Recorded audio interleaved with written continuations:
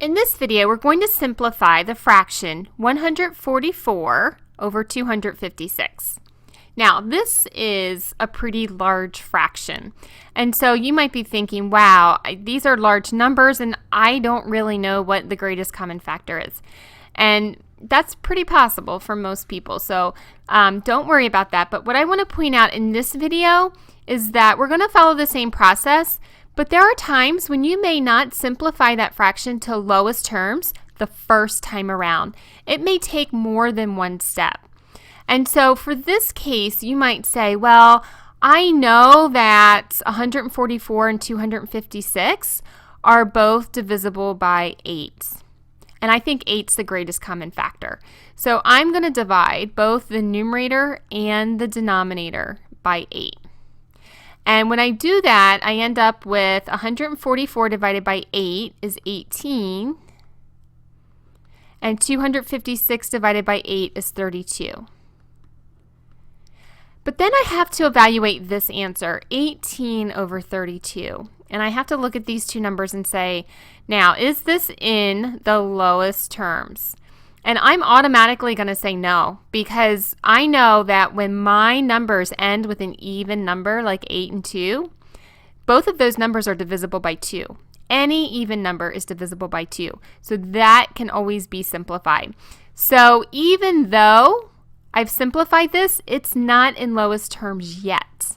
So now I'm going to take 18 over 32, and I'm going to continue to simplify. So since they're both even, I'm going to divide them both by 2. So 18 divided by 2 is 9, and 32 divided by 2 is 16.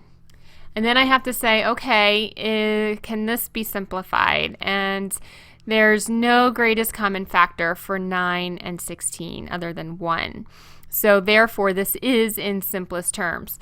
So 144 over 256 is the same value as 9/16. It's just that 9/16 is in lowest terms. So the correct answer would be 9/16. So what I wanted to point out is that sometimes you might have to repeat the process twice or maybe even 3 times to simplify that fraction to lowest terms. And that is okay. You're still going to get to that final answer. Now you might be saying, well, how can I do it in one step? I don't want to do it in 2 steps. The key is you have to know the greatest common factor. And you can do that in 2 ways. You can either know it, or you could use factor trees for 144 and 256 and find the prime factors and then multiply the common prime factors together.